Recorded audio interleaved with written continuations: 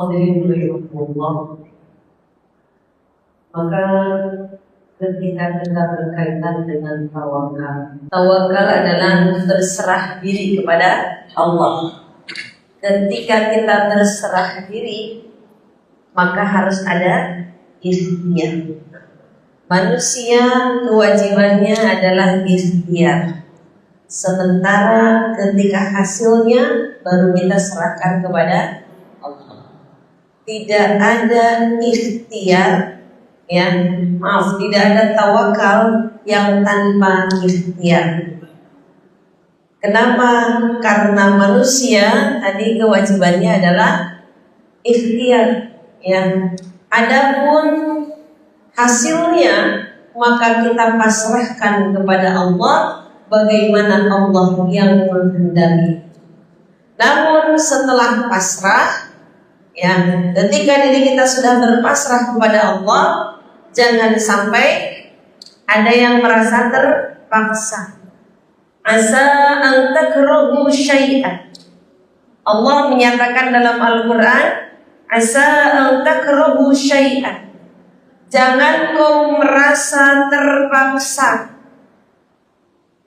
Ibu contohnya, ketika kita udah usaha nih, udah usaha ibu kerja seharian, ternyata hasilnya tidak sesuai dengan apa yang kita kehendaki. Saat itu jangan sampai kita kok begini ya, kenapa kok begini, padahal kan saya udah capek-capek kerja. Atau ibu mungkin di rumah, ibu udah capek masak, tiba-tiba ibu nungguin suaminya nggak mau makan karena udah makan di jalan. Kasihan amat makan di jalan. Ketabrak.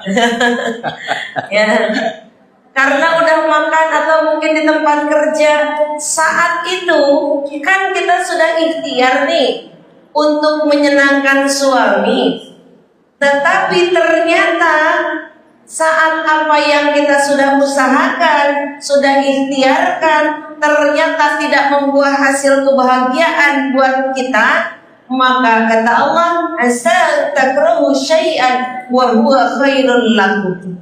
Karena itu bisa jadi lahan kebaikan bagi kita. Kenapa menjadi kebaikan? Satu, makanya berarti niatnya yang harus diluruskan. Kalau kita masaknya karena suami, kalau masaknya karena suami, saat suami nggak makan,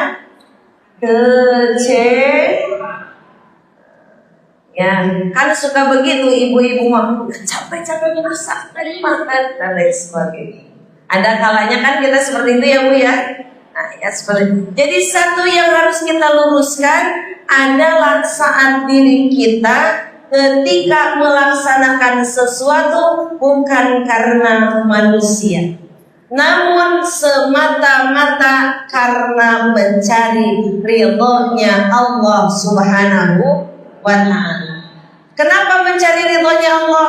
Karena satu, bentuk ketaatan kita kepada Allah, maka kita taat kepada suami. Yang keduanya, yang harus kita rubah lagi apa? Biar tidak kecewa, kita yakinkan bahwa semua itu adalah memang Allah yang menghendaki. Ketika yang ngasih rezeki di jalanan ataupun mungkin di tempat kerjaan suami ngasih makan ataupun yang lainnya, itu adalah semata-mata Allah yang memberikannya. Jadi bukan semata-mata emang suami nggak mau menghargai ini, bukan. Tetapi di situ adalah memang Allah yang memperjalankannya, memang Allah yang menghendakinya. Maka saat itulah kita kaitkan kepada Allah, ladang sabar. Ladang apa? Sabar. Kenapa harus sabar? Innallaha ma'as-sabirin. Wah, ayatnya udah familiar ini Bu ya. Ayatnya sudah hafal semua. Walaupun kadang kita sambil ngegerutu, innallaha ma'as sabirin gitu. Kenapa? Karena Allah ingin bersama kita.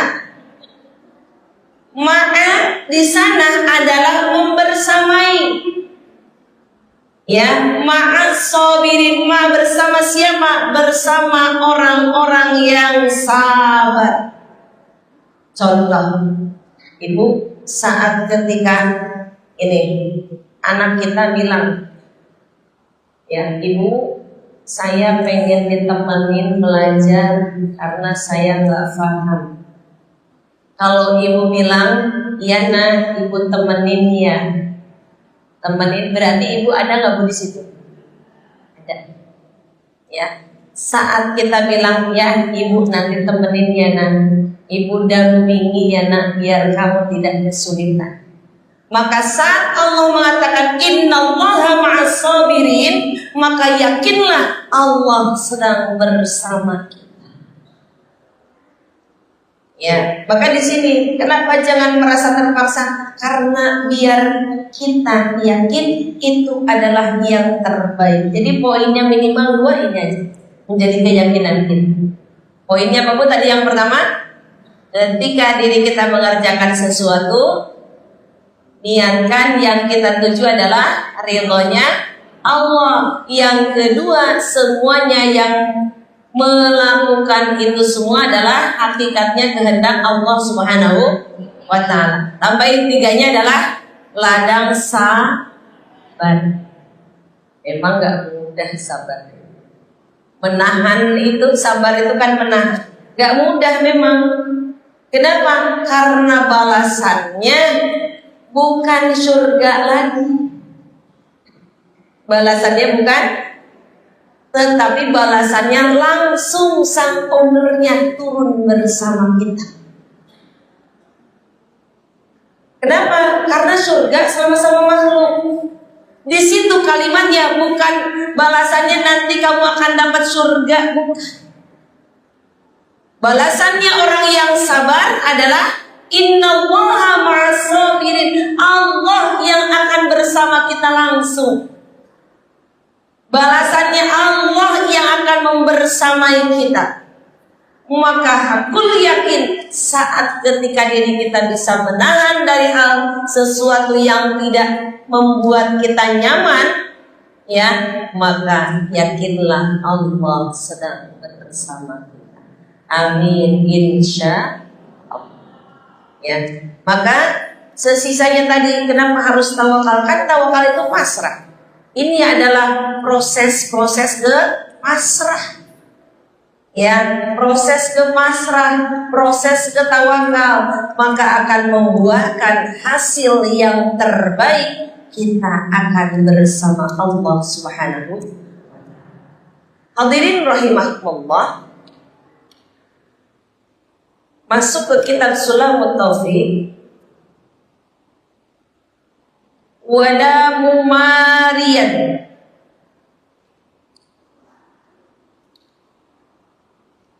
Janganlah suka berdebat. Bu, kita kalau debat bukan lomba debatnya, beda lagi. Kalau lomba debat fungsinya lomba debat itu untuk memperluas wawasan kita. Kalau debat dilombakan, kan di sini tidak boleh debat. Tetapi kenapa ada lomba debat? Kalau lomba debat ini satu untuk menambah wawasan, ya, akan menambahkan semangat untuk belajar. Tetapi debat di sini adalah saat ketika diri kita biasanya kalau mendebat sesuatu karena apa coba Bu? Beda pendapat. Kenapa beda pendapat? Kenapa mau karena beda pendapat itu? Kenapa menjadi mau debat? Satu kan tadi karena beda pendapat. Kenapa kita menjadi debat karena beda pendapat? Karena merasa paling benar. Merasa paling benar. Ini bahaya. Merasa benar boleh, tetapi yang tidak boleh itu adalah merasa paling benar. So, coba ibu-ibu, biasanya ya contohnya anak kita nggak bantuin nih di dapur, tiba-tiba anak bantuin, ya tumben mau bantuin, ya awalnya, ya terus anak kita bantuin tanpa nanya nih ya, contohnya tanpa nanya, langsung ya sok tahu gitu ya, bantuin masak. Kenapa sih nggak nanya dulu? Bisa kita suka begitu, ada aja. Terus giliran anaknya nanya mau bantuin, nanya mulu. Ada nggak yang suka begitu? Ya, giliran nanya salah, nggak nanya juga salah. Kasihan amat. Ya, nah ini kenapa? Terkadang kita suka merasa paling benar. Maka disitulah terjadilah adu argumen. Ya, hal-hal ini mah hal yang sepele saja ya. Ini mah hal yang sepele. Ya, yang kehidupan sehari-hari kita aja. Nah, ini kan terkadang kita seperti itu ya, ada kalanya. Giliran dibantuin tadi ya, giliran kita tumben sekalian bantuin terus nggak nanya, kamu mau nggak nanya kan salah, harusnya ini dulu, kenapa harus ini, kenapa begitu dan lain sebagainya. Giliran nanya mulu, masa gitu aja nggak tahu? Ada begitu? Mana orangnya? Ya, kan terkadang kita ya Allah, ya Rob, ini ngurus diri sendiri, ya Allah ya Rob, kadang susah banget. Ya, maka ketika diri kita ya dalam hal sehari-hari saja itu terkadang kita suka merasa paling benar. Ya, merasa paling benar. Nah, maka sesungguhnya ketika diri kita yakinlah saat apa yang kita kerjakan benar boleh, tetapi jangan merasa paling benar. Maka kenapa terjadi perdebatan dalam masalah ibadah, dalam masalah hal yang lainnya? Terkadang punten dalam amalia-amalia sehari-hari saja terkadang menjadi perdebatan. Kenapa menjadi perdebatan? Tergantung biasanya itu karena tidak paham. Contoh, ibu, kalau anak-anak, jangan anak-anak, kalau orang yang baru bisa nyetir ini mah ya, ini mah karena biasanya ya. Kalau orang yang baru bisa nyetir motor ataupun nyetir mobil, biasanya punten ada anak nyebrang sembarangan, marah nggak? Marah. Ada ibu-ibu sen kanan belok kiri, marah. Ya, kenapa terkadang marah? Karena kitanya belum profesional. Ya, karena kitanya belum profesional. Tapi kalau orang yang sudah profesional, ya, dia ada anak nyebrang, dia sudah otomatis injek remnya, udah gak bakal marah. Kadang kalau yang belum mahir ada polisi tidur aja dimarahin. Iya nggak Bu? Ya, ini di mana-mana polisi tidur aja dan lain sebagainya. Kenapa? Kenapa terjadi tadi ya hal yang tidak biasa karena dia belum mahir, maka dia menjadikan itu semuanya. Begitupun dalam keilmuan, punten dalam keilmuan. Biasanya ya, ibu dengarnya gini, biasanya ibu baca Fatihah atau baca surat pendek ketika ada imam yang membaca, kita pakai basmalah dulu. Saat ada orang yang nggak pakai bismillah, ibu riweuh. Ya, ibu riweuh. Oh, ini orang nggak mau baca bismillah, pelit amat dan lain sebagainya. Padahal memang ada ilmunya. Cuma karena kita terkadang nggak paham, maka salah. Atau karena dia nggak kunut, menjadi permasalahan. Yang kunut menjadi permasalahan. Tapi kalau orang yang paham, lihat ketika Imam Syafi'i dan Imam Malik, beliau saling menghargai. Kenapa? Karena paham. Begitupun saat ketika yang terlihat oleh kita, karena kita tidak biasa dilihat oleh kita, ya, jangan menyalahkan orang lain. Maka kalau dahulu guru kami ya, jangan menyalahkan ulama yang sejaman. Jangan menyalahkan pengajaran orang lain. Kenapa? Kami ulama kita gitu. Kami, bener kami. Ya, tuh kan jadi debatnya. ya seperti itu. Nah, terkadang ibu ya seperti itu ya. Jadi terkadang kita ketika ada yang terlihat kok beda dengan pandangan kita, jangan langsung cepat menyalahkan. Jangan cepat menyalahkan, cari dulu ya kebenarannya, makanya harus tabayun ya. Maka ketika diri kita insya Allah, ketika ada yang tidak paham dengan pandangan kita, tidak sesuai dengan pandangan kita, maka silahkan kita gali lagi, belajar lagi ya insya Allah, maka tidak akan terjadi menjadi merasa paling benar insya Allah. Jadi Allah tadi ada kalimat yang ingin saya sampaikan terkait bahwa ketika kewajiban ini ya, memang Allah perintahkan. Kalau dalam Al-Quran ya, dalam Al-Quran itu ada panggilan ketiga. Ya ayyuhan nas. Yang pertama adalah hai manusia. Berarti ini adalah panggilan bagi orang yang beriman ataupun tidak, pokoknya seluruh manusia. Maka Allah panggilnya dengan ya ayyuhan nas. Yang kedua sudah mulai khusus panggilannya, yaitu adalah ya ayyuhalladzina amanu ya. Maka tadi dinyatakan bahwa ketika Allah sebetulnya menyuruh ketika nas manusia ya, menyuruh kepada seluruh manusia ketika dengan panggilannya ya ayyuhan nas, maka di sini ada kalimatnya kulu mimma fil ardi halalan thayyibah. Kulu mimma fil ardi halalan thayyibah. Bahwa hei orang-orang ya, hei manusia ya jadi ya ketika hei manusia ya, makanlah atau minumlah ya dari rezeki yang Allah berikan di atas muka bumi ini, halalan thayyibah, yang halal dan baik.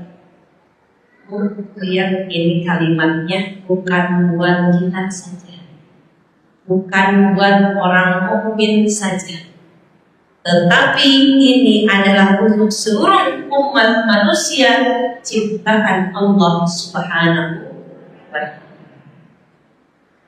Namun ada kalimatnya lanjutannya, wa la tattabi'u khutuwatis syaitan innahu lakum aduwwum mubin.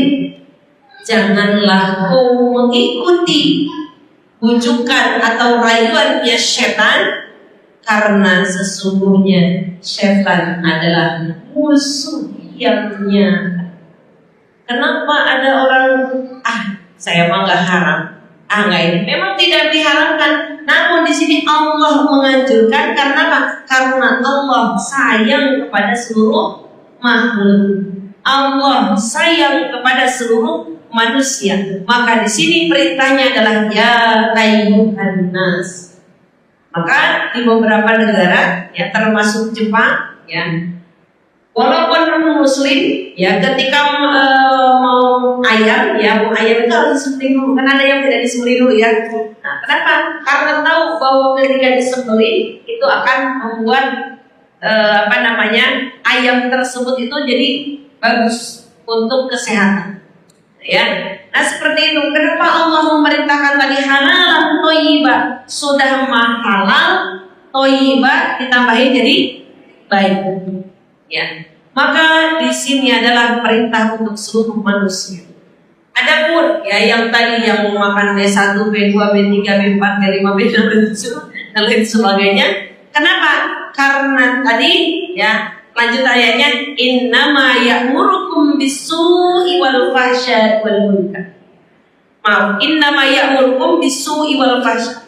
Kenapa? Karena sesungguhnya setan itu senantiasa menyeru kesesatan.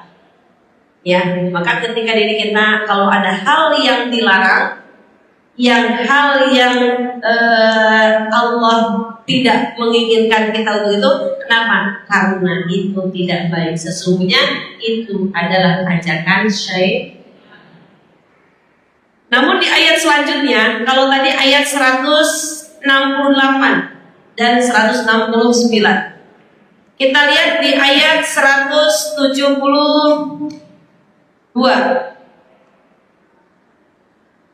Ya ayyuhalladzina amanu kulu min thayyibati ma razaqnakum. Ya kalimatnya kulu min thayyibati. Kalau tadi kulu mimma fil ardi halalan thayyibah, kalau ini kulu min thayyibati. Orang muslim sudah tahu pasti halal. Ya, orang muslim sudah tahu mana yang baik. Kalau halal itu artinya apa? Boleh. Thayyib itu adalah baik. Maka ada ma razaqnakum washkuru lillahi in kuntum iyyahu ta'budun. Maka sesungguhnya kita pun dianjurkan untuk senantiasa bersyukur. Karena kalau kita sudah makanan yang baik, ya, kalau sudah makanan yang baik, maka itu akan menjadikan motivasi ataupun menjadi penyemangat dalam beribadah kepada Allah Subhanahu wa taala. Karena salah satu ada makanan yang tidak baik untuk kita, yaitu termasuk makanan yang diharamkan oleh Allah Subhanahu wa taala. Satu, ada efeknya. Kenapa efeknya? Ya, efeknya ketika ada makanan yang haram, otomatis akan mengalir kepada darah kita, akan masuk ke pada aliran darah kita. Saat masuk ke dalam aliran darah kita, satu efeknya ketika kita beribadah akan sulit melaksanakan ibadah. Ya, kalau dalam ibadah maka dia akan sulit mengerjakan ibadah tersebut. Entah itu dari sholatnya, entah itu ibadah-ibadah yang lainnya, maka akan terasa berat karena ada sesuatu yang haram masuk di dalam tubuh. Yang kedua, punten, kalau dimakan sama anak-anak kita, barang yang haram yang mengalir ke dalam darahnya, ketika kita yang memberikan makanan yang tidak baik dan anak kita memakannya, punten.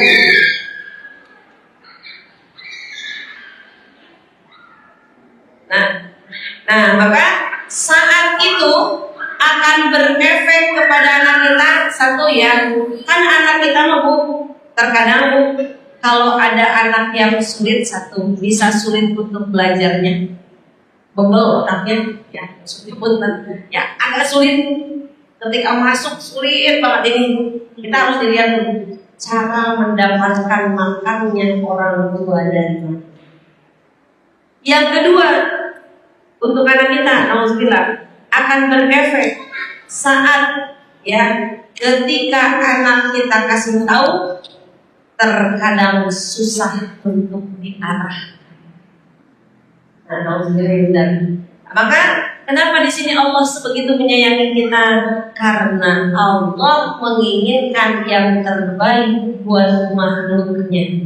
Karena Allah menyayangi seluruh makhluknya. Bahkan tadi yang belum beriman pun Allah memerintahkan ya halalan thayyiban.